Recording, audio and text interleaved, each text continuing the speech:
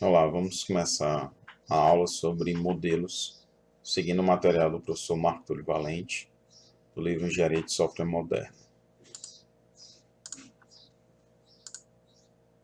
Então, a motivação para estudar modelos em engenharia de software é que os modelos eles fazem um meio de campo entre dois níveis de abstração que tem uma diferença semântica muito grande.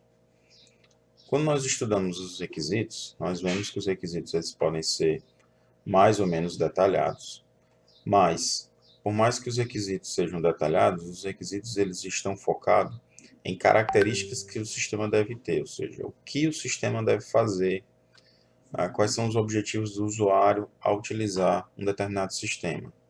E por mais que eles sejam detalhados, eles acabam tendo um nível de abstração alto quando a gente compara com a linguagem das máquinas, ou seja, a linguagem de programação das máquinas. Por sua vez, o código, sim, é um nível de abstração baixo, é um nível de abstração que operacionaliza ações diretamente no computador, mas esse nível de abstração ele está muito focado em como o sistema vai operar, ou seja, como as rotinas vão executar dentro do sistema computacional, como os dados vão ser manipulados. Essa tradução de requisitos para código é a atividade essencial de desenvolvimento de software, que a gente chama de implementação do software, ou programação do software. O que acontece é que, às vezes, a gente precisa de um nível de abstração intermediário para que nós possamos ter uma visão melhor de como essa tradução de requisitos para código vai ser executada. Então, qual é a ideia dos modelos de software? Os modelos de software, eles têm o objetivo de preencher essa lacuna de abstração. Eles seriam meio do caminho entre requisitos e código, e eles ajudam a esclarecer os requisitos ou ajudam a planejar o desenvolvimento do código. Tá? Então, você vai usar algum tipo de notação. O que a gente chama de notação? Algum tipo de linguagem textual ou uma linguagem gráfica, né, visual, usando, por exemplo, diagramas, que vai ter esse nível de abstração intermediário. Então, a ideia é ajudar a entender melhor os requisitos e planejar o desenvolvimento desses requisitos dentro do sistema. Em outras engenharias, onde o produto final que vai ser construído, ele tem pouca flexibilidade de mudança após ser construído, como, por exemplo, uma casa. Você está construindo uma casa, você não pode simplesmente mudar a sala de lugar no meio da obra. Isso teria um custo gigantesco. Você está construindo um veículo, você também não pode simplesmente fazer grandes mudanças estruturais após o projeto estar encaminhado e o veículo estar em construção. Né? E até mesmo em determinados tipos de hardware, é muito difícil você fazer uma mudança de layout de uma placa, quando você já está em estados avançados de desenvolvimento desse hardware. O software, por sua vez, ele tem uma maior flexibilidade de modificação, né, por conta da sua característica flexível, né, volátil, ou seja, a gente constrói códigos e esses códigos eles podem ser modificados, né, por exemplo. Você trabalha com um banco de dados orientado a SQL, né, a álgebra relacional. Você pode mudar a sua persistência de dados para um banco de dados orientado a coluna ou orientado a documentos. Claro, você vai ter uma grande modificação do sistema, mas dependendo de como você modularizou o seu sistema, o impacto daquela mudança da persistência vai ser bem localizado. É nesses tipos de engenharia que essas grandes modificações elas teriam um impacto muito grande e poderiam causar sérios problemas aos projetos. Só para ter uma ideia de como é difícil modificar um projeto de uma engenharia, por exemplo, aeronáutica. Vemos, por exemplo, o caso do avião da Boeing, que foi proibido de voar. O que aconteceu com aquele avião? Eles reusaram um projeto de um avião anterior, eles precisavam aumentar o tamanho dos motores para estabelecer novas características de autonomia do avião, consumo de combustível. Eles aumentaram as turbinas, mas sem fazer mudanças estruturais necessárias para acomodar aqueles novos motores. E então o que, que eles fizeram? Eles corrigiram as instabilidades criadas pelos novos motores que tinham uma dimensão maior do que os motores do projeto anterior, e eles criaram um sistema automático de correção de navegação, o tal do MCAS, que foi o software que deu problema e causou os 2 acidentes fatais com os aviões da Boeing. Então veja, como uma empresa super experiente no desenvolvimento de aeronaves, mesmo assim, ao tentar modificar um projeto que já era um projeto vencedor, um projeto de sucesso, teve sérios problemas com questão de segurança daquele produto. Né? Então, nas outras engenharias, era super natural investir em modelos como uma forma de diminuir custos na produção, ou seja, evitar que falhas ou que problemas fossem encontrados durante a produção e durante a operação dos sistemas. Mas na engenharia de software, isso não se tornou uma coisa tão efetiva. Principalmente porque, como o software é mais fácil de mudar, os clientes têm a tendência de pedir mais modificações. Então, por exemplo, quando você constrói uma casa, num terreno que tem espaço nas laterais, você pode, depois de alguns anos, solicitar, vou fazer uma extensão aqui, eu vou puxar aqui, vou aumentar um quarto, ou vou colocar um banheiro a mais. Você tem espaço na lateral. Mas quando você está, por exemplo, num apartamento, você não pode simplesmente aumentar a sala do seu apartamento, porque senão você está invadindo o espaço aéreo, né? Ou seja, você não tem como fazer uma expansão, você está limitado àquela infraestrutura que foi criada. Né? Em software, como você tem essa possibilidade de modificação, então nós temos naturalmente mais modificações sendo feitas ao longo do ciclo de vida de um software. Então o software ele vai se adequando a novas tecnologias, a novas necessidades dos usuários. Então a gente vai usando, por exemplo, um sistema operacional, a gente vai usando um site, um software pela web, e a gente nota que o sistema vai evoluindo com o tempo.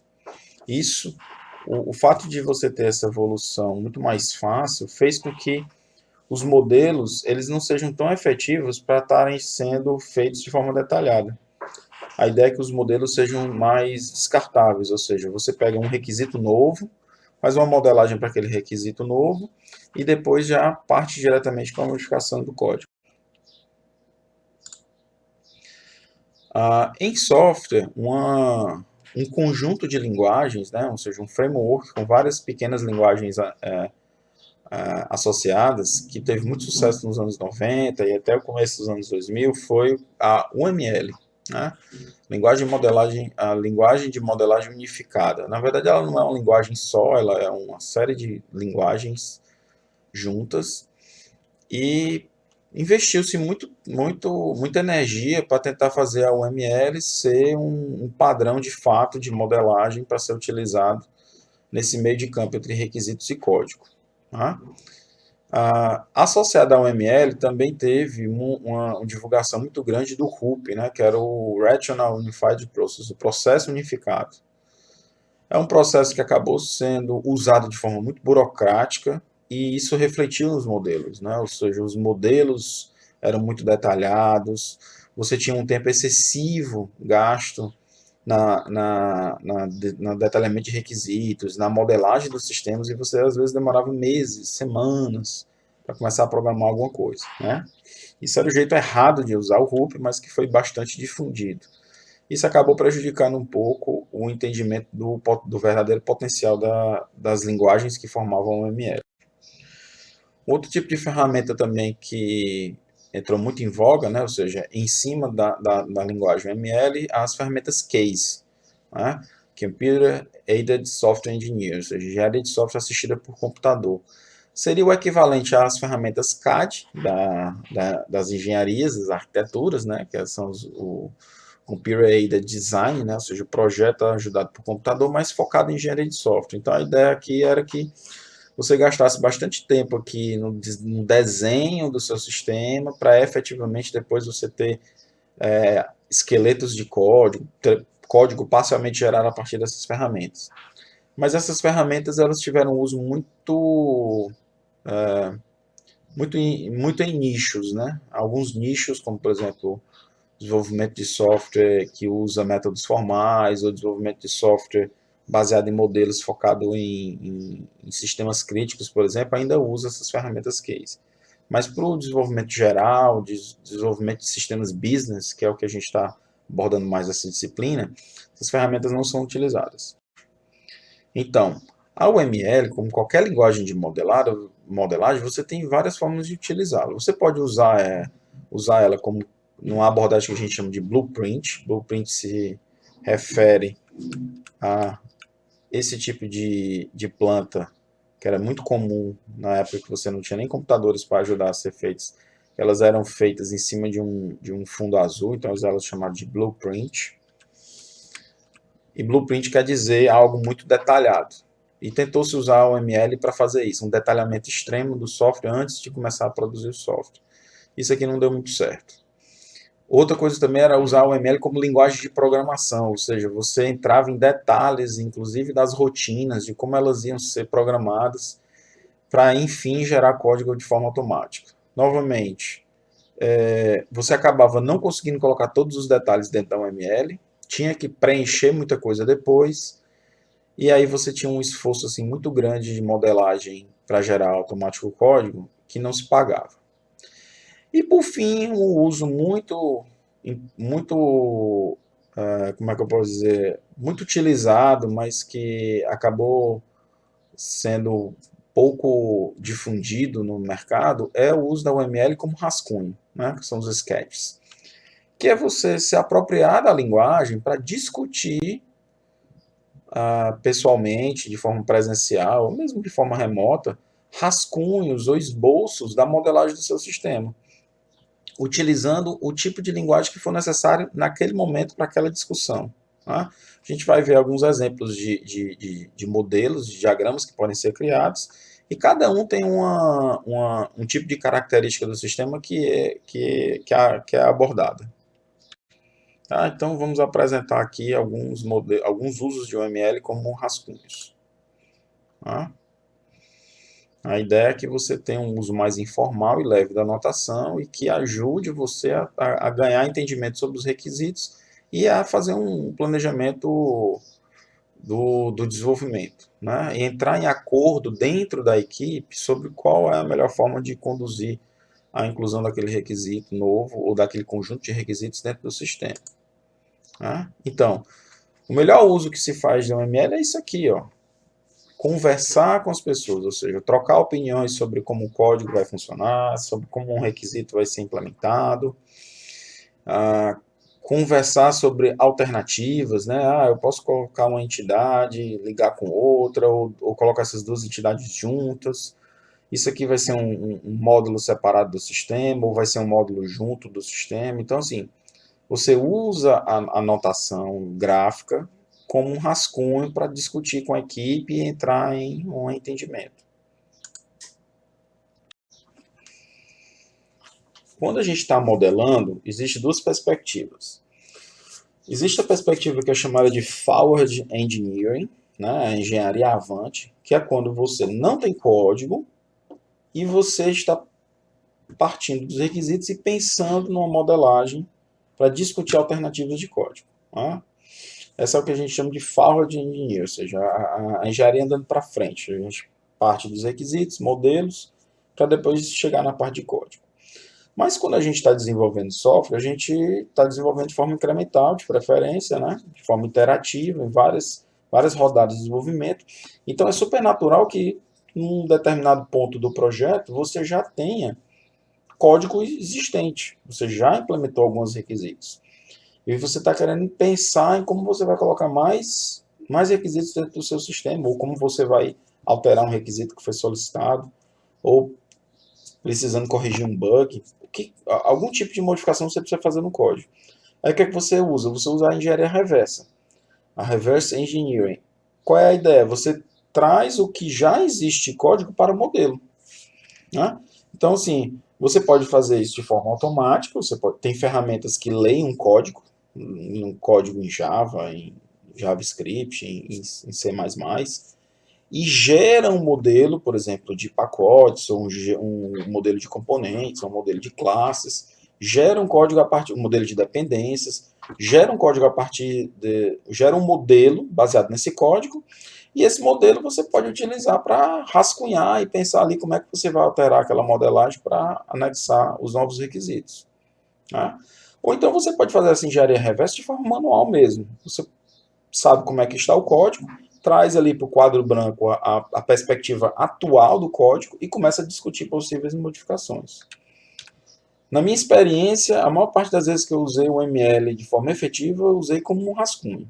Eu usei para entrar em acordo, às vezes você tinha pessoas da equipe que estavam em conflito sobre como algo deveria ser implementado, como os componentes deveriam ser, de repente, nomeados ou subdivididos no sistema, e você trazer as pessoas para o quadro branco para discutir e entrar em consenso. Tá? O rascunho também, você pode, num quadro branco, fazer um rascunho bem organizado e tirar uma foto. Qual a diferença de um rascunho feito num quadro branco e você tira uma foto e guarda lá a foto no seu repositório? É a mesma coisa de você modelar numa ferramenta e salvar um PDF daquele modelo. Tem o mesmo efeito para apoiar o desenvolvimento. Então vamos passar aqui rapidamente pelos diagramas OML. Eu não vou, aqui não é uma aula de modelagem. Existem disciplinas como, por exemplo, análise de projeto de software, que explica melhor esses diagramas. Mas a gente vai abordar aqui os diagramas e principalmente falar como aquele diagrama pode ser utilizado como numa abordagem de discutir os rascunhos. Ok? Bom, então o ML, né, como eu falei, ela é um conjunto de linguagens, né, ela tem diagramas estáticos, diagramas dinâmicos. Os diagramas estáticos são mais focados na estrutura de código, que acabam sendo os mais utilizados. Mas os diagramas dinâmicos, eles falam um pouco sobre como vai ser a execução do sistema. A gente vai discutir aqui desses dois tipos de diagramas. Tá? O de atividades, o de classe, o de sequência e o diagrama de pacotes. Eu acho que esse livro aqui a gente tem na biblioteca de vocês. Se não me falha a memória, o nome do livro em português é O ML Essencial, se não me falha a memória. Para quem quiser entender mais sobre o assunto. Então vamos falar sobre o diagrama de classe. O diagrama de classe é um diagrama estático. É um diagrama que mostra a estrutura que um código pode ter. Tá? Obviamente que a UML era muito focada em orientação a objetos, mas um diagrama de classe pode ser usado para qualquer tipo de sistema. Então, se mesmo que você vá usar C, que é uma linguagem que não tem orientação a objetos, você pode usar um diagrama de classe. Por quê? Porque se você não tem classe na sua linguagem de programação, mas você tem arquivo, você tem componente, você tem módulo, você tem alguma coisa que a sua linguagem de programação utiliza para separar as coisas, separar os códigos. Então você usa para definir o que cada arquivo vai ter, o que cada componente vai ter, o que cada módulo vai ter. Tá? Aqui a gente vai usar o termo classe para referenciar essa unidade de código, ok? E aí normalmente você tem atributos, que são pequenos campos de dados que essas classes vão guardar, e métodos que essa classe ela fornece, métodos e funções. Então aqui, o que é que acontece? Você tem aqui um exemplo de duas classes. O que é uma classe? Então imagine aqui que você tem uma classe pessoa. Se você tem uma classe pessoa na sua modelagem, então provavelmente você tem o quê? Você tem um requisito no seu conjunto de requisitos do seu sistema, você está precisando guardar informações, registros sobre várias pessoas que podem, por exemplo, estar usando o sistema ou serem afetadas de alguma forma pelo sistema. Então, toda vez que você vê uma classe, você tem que imaginar que o sistema vai ter uma coleção de objetos daquele tipo. Né? Então, cada objeto do tipo pessoa vai ter um nome, vai ter um sobrenome, vai ter um telefone, vai ter alguns métodos aqui relacionados a esses atributos. Tá? E aí a gente viu que nessa modelagem aqui, o telefone foi mapeado como uma outra classe, que é essa classe telefone aqui. Novamente, se você tem uma classe telefone na sua modelagem, isso significa que você vai precisar guardar vários telefones, né, no seu sistema. Esses telefones vão vir da onde, né? Esses telefones vão vir desse relacionamento com pessoas, ou seja, uma pessoa vai ter um telefone associado. E aqui temos campos desse telefone, código, DDD, né, o número, se é um celular ou não, e alguns métodos associados.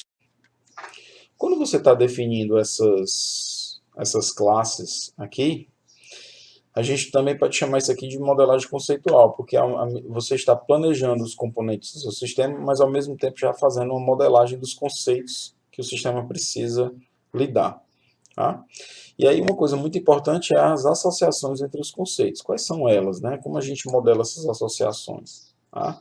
Então, por exemplo, se você tem um tipo de componente, uma classe A, que faz referência a uma classe B, a um componente B, então a gente diz que A tem uma associação com B. A vai conhecer B. Tá? Então aqui você tem, por exemplo, uma classe que tem um private Bzinho aqui minúsculo. Então a classe A vai conhecer B. Por que ela precisa conhecer B? Porque ela vai acessar atributos ou vai acessar funções de B para fazer o que ela precisa fazer aqui dentro das suas responsabilidades. Tá? Então, nesse caso aqui, veja como a modelagem modificou aqui na UML. Eu coloquei um atributo fone aqui, ou eu posso colocar que pessoa tem um relacionamento com o telefone e o tipo vai ser fone. Esse aqui ele é tem a mesma representação daquele slide anterior. No entanto, nesse nível da anotação aqui, você pode ficar confuso do tipo, quantos telefones uma pessoa pode ter? E aí tem uma anotação que veio da modelagem de entidade de relacionamento, que é uma anotação de multiplicidade, ou seja, multiplicidade ou cardinalidade, né, que a gente chama. Que aí você indica quantas instâncias dessa associação podem existir, ou seja, uma pessoa pode ter quantos telefones. E essa anotação 0 a 1 diz que a pessoa pode ter no mínimo 0 e no máximo um telefone. No outro exemplo, eu poderia colocar simplesmente um asterisco. O que esse asterisco quer dizer? Esse asterisco quer dizer que essa pessoa ela pode ter 0 ou múltiplos, num número indefinido de telefones. Então, aquela pessoa que vai lá e cadastra 10 telefones, 12 telefones. Essa modelagem ela está dizendo que o código vai ter, a implementação do sistema vai ter suporte para isso. Né? Como é que isso se representaria num código fonte? Né? Imaginando aqui um código Java. No código Java, para implementar isso aqui, esse asterisco, ou seja, quantos telefones o usuário quiser colocar, eu teria que implementar como um array, né? Ou então como uma lista, ou então como um conjunto. Mas eu teria que implementar esse relacionamento telefone como uma lista de telefones, ou seja, um conjunto de telefones. E na modelagem, eu também posso representar quando eu tenho a associação bidirecional, ou seja, da entidade pessoa eu consigo chegar no telefone e de um telefone eu consigo chegar no dono daquele telefone. Né? Então, eu posso fazer uso dessa notação bidirecional, do seta para um lado e seta para o outro, e eu vou ter uma relação dono, que é de fone para a pessoa, que o telefone pode... Aqui, no caso, ele está dizendo que um telefone pode estar vinculado a várias pessoas. Né? Não sei se faz muito sentido isso, mas é o exemplo que está mostrando aqui. E aí, o que é que eu teria? Se eu tenho 0 ou 1 aqui, significa que eu só vou ter uma instância. Então, como eu só vou ter uma instância de telefone por pessoa, eu posso modelar a implementação assim. Uma função, uma variável fone do tipo fone. Eu não preciso ter um array porque eu só posso ter no máximo um. Então isso aqui vai estar nulo ou vai estar preenchido com uma instância. E já fone, como ele tem múltiplos donos, eu vou ter uma uma variável invertida, né? Seguindo o sentido contrário, em que eu vou ter uma lista de possíveis donos daquele telefone. Isso é o que a modelagem está falando aqui. Se isso aqui faz sentido ou não, isso é outra questão. E aqui é um exemplo de como a linguagem da UML ela permitia entrar com muitos detalhes e as pessoas acabavam caindo, assim, digamos, nessa armadilha de, já que eu posso modelar esses detalhes, deixa eu adiantar aqui a modelagem. E aí as pessoas ficavam lustrando demais a modelagem, colocando muitas decisões, que são decisões que podem ficar para dentro do código. Ou seja, você pode deixar para isso ser definido dentro do código, baseado na própria descrição dos requisitos. O mais importante é você ter mapeado esses conceitos aqui, mas você poderia colocar esses detalhes aqui de associação bidirecional, cardinalidade, mas é um tipo de detalhamento que, se a pessoa que está fazendo a modelagem não conhece de código, ela pode estar criando aqui situações que não são necessárias ou que vão demandar uma implementação de código muito complexa. Outro tipo de associação que também era bem comum da gente fazer em diagrama de classes era a herança, né? Porque aí eu posso ter vários tipos de pessoas no meu sistema, e aí eu pego uma pessoa e crio uma especialização de pessoa que é pessoa física e uma especialização de pessoa que é pessoa jurídica. E aí essa pessoa física vai ter alguns campos específicos delas, mas vai reusar coisas padrões aqui de pessoa. Herança é um mecanismo bem controverso, porque muitas vezes a gente não precisa diferenciar os objetos, diferenciar as classes do sistema através de herança. A gente pode diferenciar através de agregação. Então, por exemplo, imagine aqui que uma pessoa ela poderia ter uma relação de associação 0 ou 1 com uma pessoa física, ou seja, se ela tiver essa relação, é porque ela é uma pessoa física. Se ela tiver uma relação com pessoa jurídica, é porque ela é uma pessoa jurídica. E aí você consegue atingir o mesmo objetivo sem estar usando a herança, porque a herança, dependendo da linguagem de programação que você está usando, ela é uma dependência muito forte. E aí quando você tem qualquer modificação aqui nessa estrutura de herança, você tem uma repercussão muito grande no sistema. Uma coisa que é interessante da modelagem visual é você prestar atenção nas dependências. E aí o que acontece? As dependências não necessariamente são dependências entre uma classe que tem uma variável da outra, mas principalmente as dependências em relação a chamadas de métodos. Por quê? Porque quando um componente chama uma função, um método de outro componente, isso é uma dependência importante para ser monitorado ao longo do ciclo de vida do software. Porque se eu chamo um método de uma outra classe, toda vez que aquela classe mudar, eu posso ter um impacto em todas as classes que chamam aquelas funções.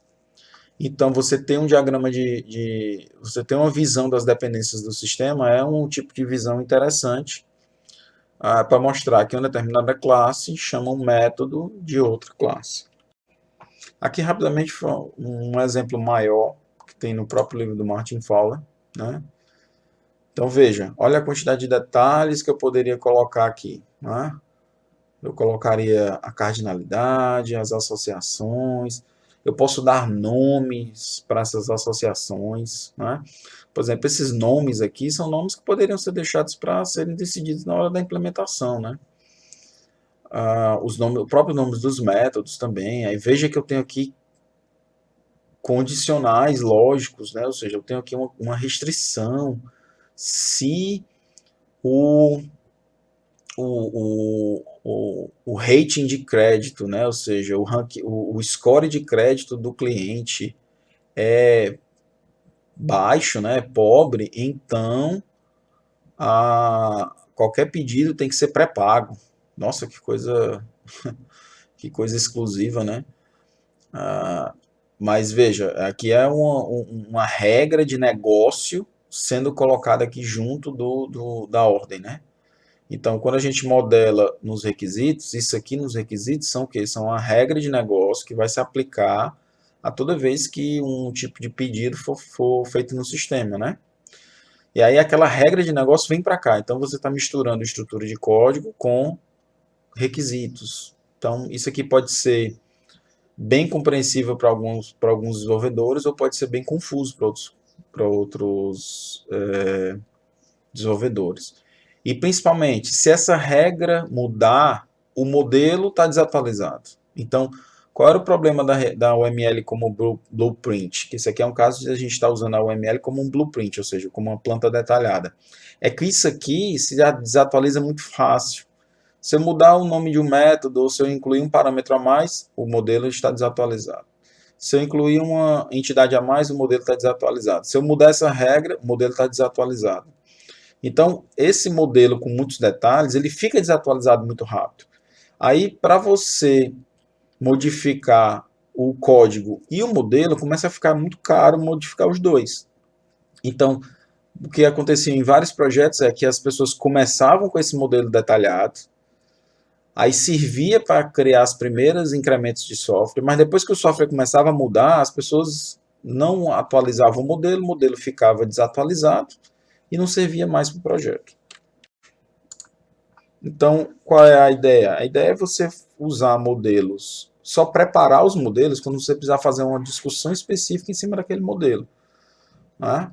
Eu quero inserir eu quero ver onde é que vai ficar essa nova checagem aqui dessa regra de negócio, essa regra de negócio que chegou agora. Você faz um rascunho só dos componentes principais que estão envolvidos com aquilo ali, discute com a equipe onde aquilo ali vai ser implementado, em qual método aquilo ali vai ser implementado, de qual componente, tira uma foto do quadro para lembrar da discussão nos próximos dias, né, durante a interação que está começando ali naquela semana, e pronto. E depois que aquilo ali ficar implementado no código, você pode até apagar essa foto que você tirou do quadro branco.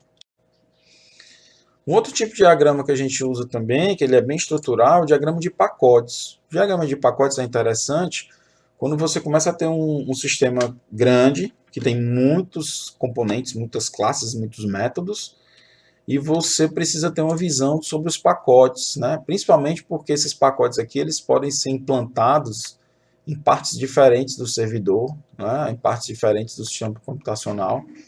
Então é interessante que você tenha uma noção sobre os pacotes. Esses pacotes antes, quando você não tinha muitos frameworks de desenvolvimento, isso aqui era decidido projeto a projeto. Cada projeto decidia como é que ia ser a distribuição de pacotes. Mas hoje em dia, com a popularidade dos frameworks de desenvolvimento, o que é um framework de desenvolvimento?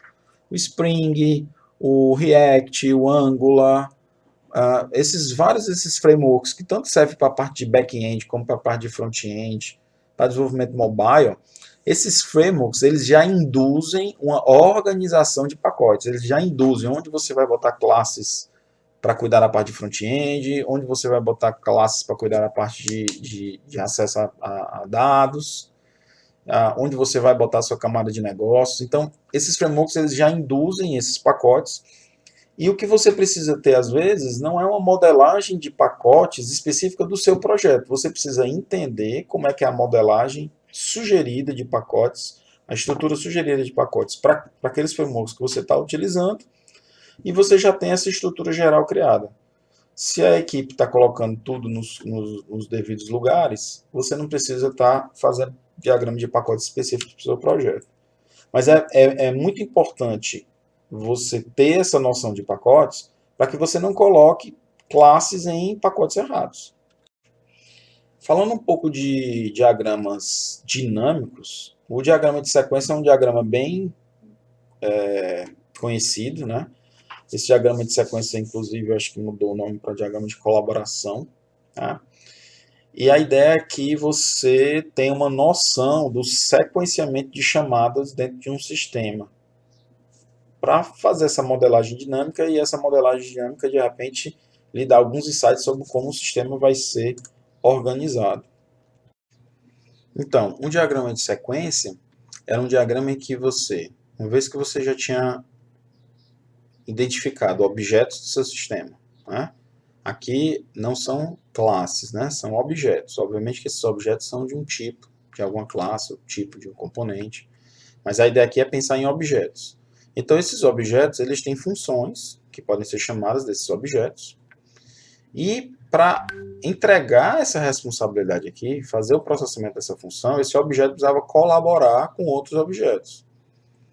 Então, aqui nesse diagrama, eu tô dizendo o quê? Eu estou dizendo que, olha, a função f de A1, para eu implementar essa função aqui, eu preciso colaborar com B1, chamando o método G. Basicamente é isso que está sendo dito aqui. E ao final do F1 aqui, eu tenho um retorno de um resultado C1, que retorna de volta para quem chamou essa função F1. Então, quando você tinha que planejar responsabilidades, o que é que cada objeto ia fazer dentro do seu sistema, e aí você não está mais pensando em dados, o que é que cada objeto guarda, mas o que é que cada objeto processa, né? Então você podia precisar também criar um diagrama de sequência, um diagrama de colaboração, diagrama de comunicação, na verdade. Eu acho que na versão mais nova do ML é diagrama de comunicação. E você criava esses diagramas para você planejar. Esse objeto faz isso, aí chama esse método desse outro, porque você sabe que esse aqui tem o B1, por exemplo, tem um determinado dado, e aí ele sabe fazer esse processamento, e isso aqui era para você planejar a distribuição de responsabilidades dentro do seu sistema. É a única forma de fazer essa distribuição de responsabilidades? Não.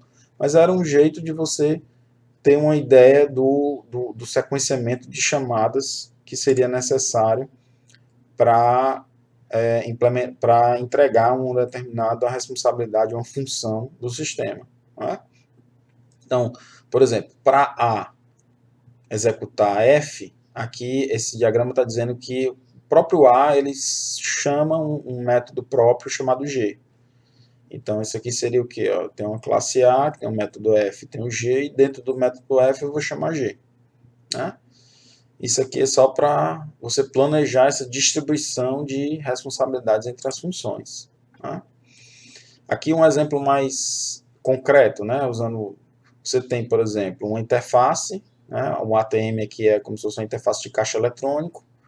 Você tem o back-end aqui com um objeto que representa a conta do usuário, do correntista, e aqui você tem um objeto que representa a retaguarda do banco de dados. Então você tem aqui uma distribuição. Olha, para eu fazer um depósito, eu preciso checar o saldo e eu preciso fazer uma atualização desse valor que entrou aqui dentro do banco de dados. Então você tem aqui uma distribuição de responsabilidades rapidamente mapeada num diagrama de sequência. Qual o perigo do diagrama de sequência? É que as pessoas queriam programar aqui dentro do diagrama de sequência. Eu mesmo já precisei fazer isso, porque a empresa pediu, mas era algo completamente sem valor, com uma perda de tempo muito grande, porque a gente fica aqui perdendo tempo fazendo um detalhamento de sequenciamento, de chamadas de função, que é muito mais fácil fazer em código. Tá? E aí a gente também tem um diagrama de atividades. O diagrama de atividades é interessante, ele também é dinâmico, mas a ideia aqui é modelar um processo, um fluxo de negócio. Tá? Um tipo de diagrama de atividades bem conhecido são os diagramas BPMN, né, que usa a notação BPMN, que é uma notação muito semelhante ao diagrama de atividades da UML. Porque aí a ideia aqui é que você mapeie um processo. Né? Esse processo aqui é um processo que vai ter algum tipo de visibilidade para o usuário. Quando ele tem algum tipo de visibilidade para o usuário, você vai planejar essas etapas aqui para decidir como o fluxo vai caminhar, qual é o momento em que você vai dar opções para o usuário, qual é o momento em que você vai tomar decisões baseadas em informações que o sistema já tem. Então, por exemplo, aqui no caso, você está falando de um processo de compra, né?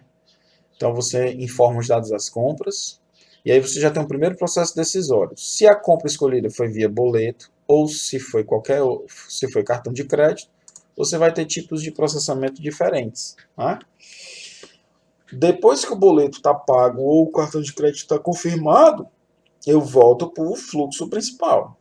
E no fluxo principal, essa anotação aqui de barra, ela quer dizer o seguinte, agora eu vou começar duas coisas em paralelo.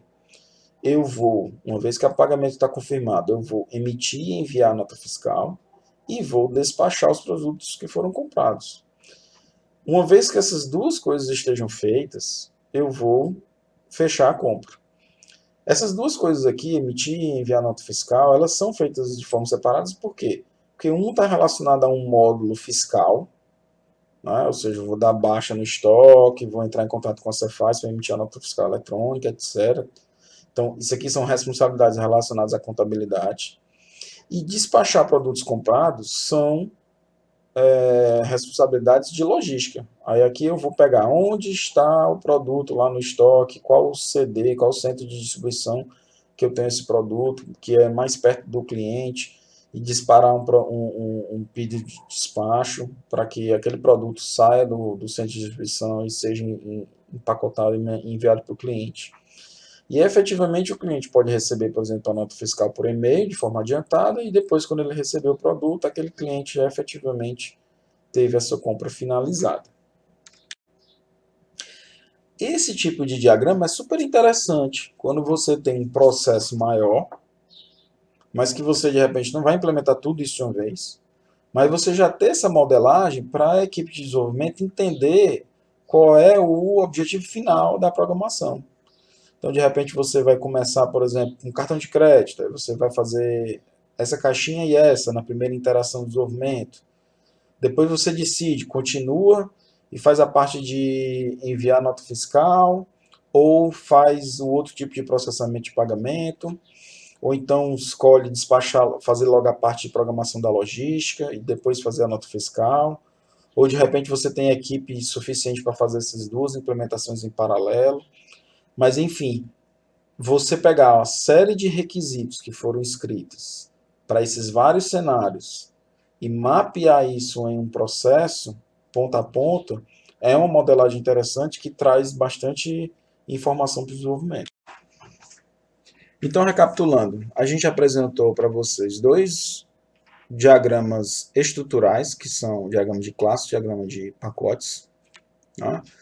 A gente mostrou também dois diagramas dinâmicos, que são diagramas de sequência e diagrama de atividade. E existe uma série de outros diagramas que faziam parte da UML, né? Com muita fragmentação, inclusive, né? Por exemplo, diagrama de componente, que é diferente do diagrama de classe, que é diferente do diagrama de pacotes. Diagrama de objetos, para você pensar na parte volátil do sistema, ou seja, os objetos que ficam em memória do sistema. Diagrama de casos de uso, que era muito utilizado para mapear requisitos. Aqui eu falei, ó, diagrama de comunicação, que é no mesmo nível de diagrama de sequência. O diagrama de comunicação eu achava até melhor do que o de sequência, porque ele mostrava a colaboração entre os objetos sem se preocupar de dar uma sequência temporal entre eles. Então, existem vários tipos de diagramas, tanto na OML como fora da OML, e a notação que você utiliza para discutir sobre o seu sistema, discutir sobre o seu código, a melhor notação é a notação que as pessoas entendem. Né? Então, você utiliza a notação que as pessoas entenderem melhor para chegar no objetivo, que é construir um código funcionando, bem estruturado, fácil de ser mantido, né? Para ter uma longevidade boa e agregar valor para o seu desenvolvimento de software. A aula de hoje era só isso mesmo. Dúvidas a gente tira na aula ao vivo.